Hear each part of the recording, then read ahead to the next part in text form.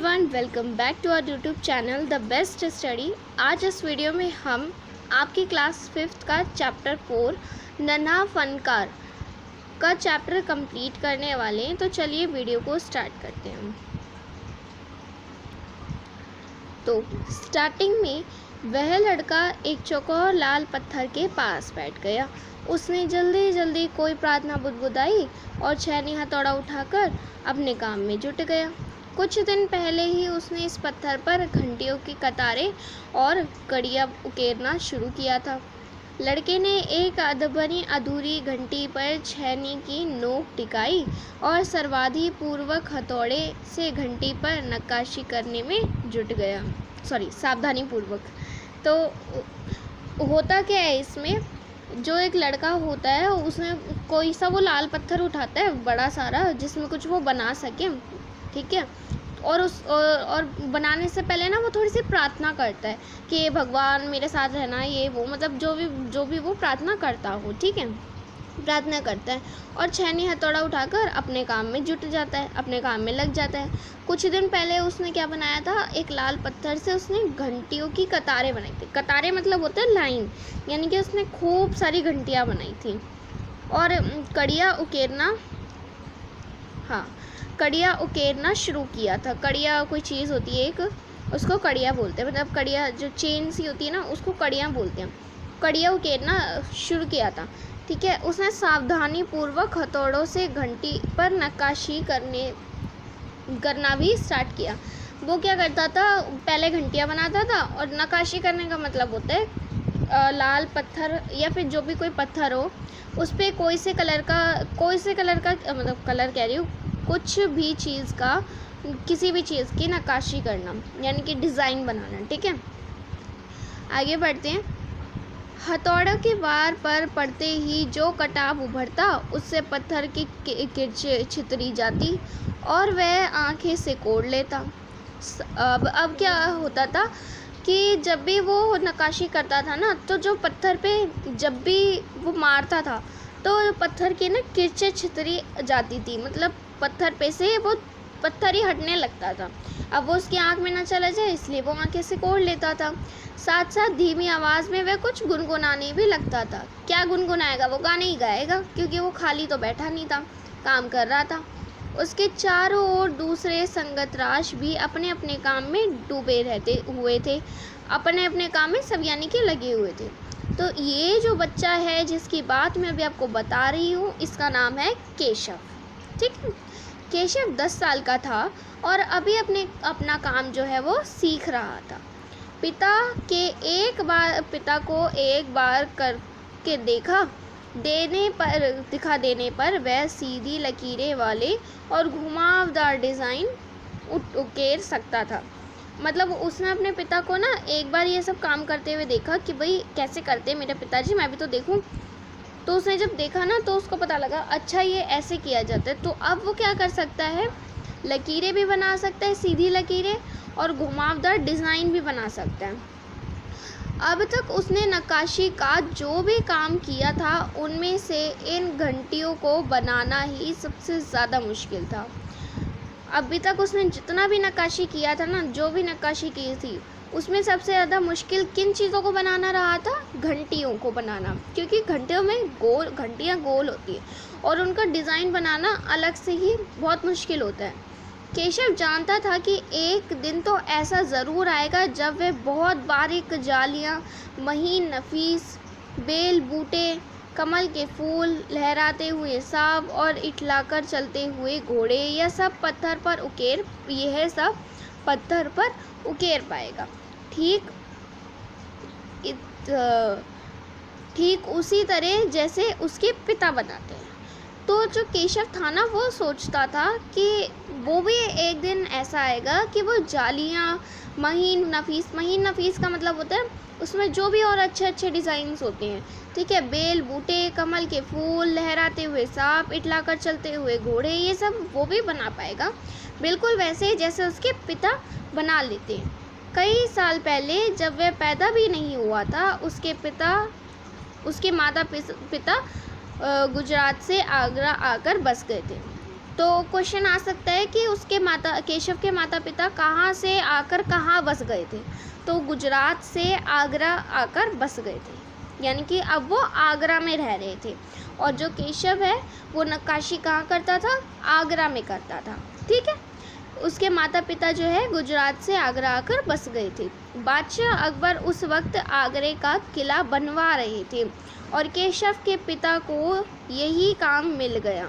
केशव का जन्म भी जो उसके केशव के जो पिता थे ना, वो क्या कर रहे थे, वहीं पर जब लाल किला बन रहा था, ताजमहल जब बन रहा था, तो वो भी वहीं आकर रुक गए थे और उनकी हेल्प कराए थे। मतलब जब किला बन रहा था तो उसमें केशव और उसके पिता दोनों को ही काम मिल गया और वो दोनों वहीं कर रहे थे। अब हमने ऊपर पढ़ा केशव का जन्म भी आगरा में ही हुआ था। उसे गुजरात के पुश्तैनी गांव जाने का तो कभी मौका ही नहीं मिला। क्यों नहीं मिला? क्योंकि जब वो भाई इतना सारा काम करेगा, कुछ ना कुछ बनाएगा, तो उसको कहाँ मौका मिलेगा कि वो अपने ज़रा गांव भी होके आए, अपनी पुश्तैनी जगह पे भी जाके आए। तो उसको मौका ही नहीं मिला। आगरे की गलियां और अब सीकरी, बस यही उसका घर था। आगरे की गलियां और सीकरी, बस यही उसका घर था। चारों ओर हो रही छेनी हथौड़ों की ठक ठक खड़ खड़ के बीच केशव को किसी के कदमों की आहट भी ना सुनाई पड़ती थी। ठीक है, तो जो वहाँ पे सभी लोग काम कर रहे थे, तो सब लोग नक्काशी कर रहे हैं, कोई कुछ कर रहा है, कोई क्या बना रहा है, कोई क्या बना रहा है, तो सबकी अलग अलग आवाज़ होती थी। और ये खटखट खड़ की आवाज़ों की वजह से केशव को है किसी के कदमों की भी आवाज़ नहीं आती थी। इसलिए अचानक कानों में एक आवाज़ पड़ने पर वह चौंक गया। माशा अल्लाह, ये घंटियाँ कितनी सुंदर है, तुमने खुद बनाई है? तो केशव को किसी की आवाज़ आती है, तो केशव पीछे मुड़ के देखता है कि भाई किसकी आवाज़ आ रही है। तो पीछे से एक आदमी आता है, कहता है कि वाह, ये कितनी सुंदर घंटी है, ये तुमने खुद ने बनाई है। पीछे मुड़कर केशव ने आंखें उठाई तो उसे एक आदमी दिखा। बेशक मैंने ही ये घंटियाँ बनाई हैं। क्या मैं आपको पत्थरों पर नक्काशी करता नज़र आ रहा हूँ? देखते नहीं, मैं पत्थर को तराश रहा हूँ। केशव ने बड़ी तल्खी से जवाब दिया, मतलब गुस्से से जवाब दिया कि क्या दिखता नहीं है कि मैं नक्काशी कर रहा हूँ पत्थरों पे? दिखता तो है, पर तुम इतने छोटे लगते हो ना। वह आदमी हंसते हुए बोला, मैं 10 साल का हूँ। 10? अच्छा। वह आदमी पास पड़े पत्थर पर बैठते हुए बोला, तब तो काफ़ी बड़े हो। मैंने भी 13 साल की उम्र में एक लड़ाई में हिस्सा लिया था। अब केशव उस आदमी को अच्छी तरह देख पा रहा था। उसकी उम्र रही होगी 30 से ऊपर। कद मंझोला था।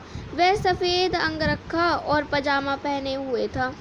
यानी कि ये जो सब बता रहे हैं ना, वो उस आदमी के बारे में बताया जा रहा है कि वो सब ये पहन रखा था। उसके लंबे बाल गहरे लाल रंग की पगड़ी में अच्छी तरह से ढके हुए थे। लगता है कोई बहुत बड़ा आदमी है। केशव ने उस आदमी के गले में पड़ी बड़े बड़े मोतियों की माला और उंगलियों में अंगूठियों को देखते हुए सोचा। तीखी नाक, बड़ी बड़ी आंखें, होठों को ढकते हुए नीचे की तरफ आती घनी मूछें। केशव उस आदमी के व्यक्तित्व का मुआयना कर रहा था। मुआयना मतलब होता है जान पहचान, उसके बारे में जानना। कर रहा था कि भाई ये कौन हो सकता है, कर रहा था। तभी उस आदमी ने एक नक्काशी की तरफ इशारा करते हुए कहा, इस लड़ी में अभी काफ़ी कमी बाकी है। इस लड़ी में अभी काफ़ी कमी बाकी है। इससे पहले कि केशव कोई जवाब देता, उसने किसी के तेजी से दौड़कर आने की आवाज़ सुनी। यह और कोई नहीं, महल का पहरेदार था। हुजूर माफ़ करें, मुझे आपके आने का पता नहीं चला, हाँफते हुए उसने कहा। फिर वह मुड़कर भौचक से खड़े केशव को घूरते हुए बोला, बेवकूफ़ खड़ा हो। मतलब जो आदमी भागता हुआ आ रहा था ना, उसने केशव को कहा कि बेवकूफ़ खड़ा हो। हुजूरे आला के सामने बैठने की ज़रूरत कैसे की तूने? झुककर सलाम कर ही नहीं। अब केशव का माथा ठनका, उसे कुछ समझ आ रहा था। बेहद वासी में छेनी हथौड़े से छूटकर नीचे गिरी और वह जल्दी से उठकर खड़ा हो गया। अरे कहीं ये बादशाह अकबर तो नहीं? ये ख्याल आते ही उसने झुककर सलाम किया और खरगोश की सी कातर नज़रों से अकबर को देखने लगा। अकबर को पहरेदार की ये दखल अंदाज़ी भली नहीं लगी। उन्होंने खींचकर पहरेदार को वहाँ से जाने का इशारा करते हुए कहा, ठीक है सिपाही, कुछ देर के लिए हमें अकेला छोड़ दो। ये बादशाह अकबर ने कहा, कुछ देर के लिए भाई हमें अकेला छोड़ दो। पहरेदार तो चला गया, मगर केशव असमंजस में था। असमंजस मतलब होता है, वो सोच में पड़ गया था कि उसे क्या करना चाहिए। वापस अपना नक्काशी का काम शुरू करे या बादशाह के हुक्म का इंतज़ार में खड़ा रहे। दिल तो उसका अभी भी धक धक कर रहा था। हाँ, पर अब वह डरा हुआ नहीं था, क्योंकि अकबर प्यार से उसे देखते हुए मुस्कुरा रहे थे। तो बच्चों, ये था आपका हिंदी का। अभी वैसे ये कहानी अभी कंप्लीट नहीं हुई, नीचे के भी और भी पार्ट्स है, ठीक है। तो वो आपको मैं सेकंड पार्ट में कराऊंगी। ये था आपका फर्स्ट पार्ट इस कहानी का। वीडियो अच्छी लगी तो वीडियो को लाइक कर देना, शेयर कर देना, चैनल सब्सक्राइब कर देना। मैं मिलती हूँ आपसे नेक्स्ट पार्ट में इसी कहानी के साथ। तब तक के लिए चाहते take care and bye bye.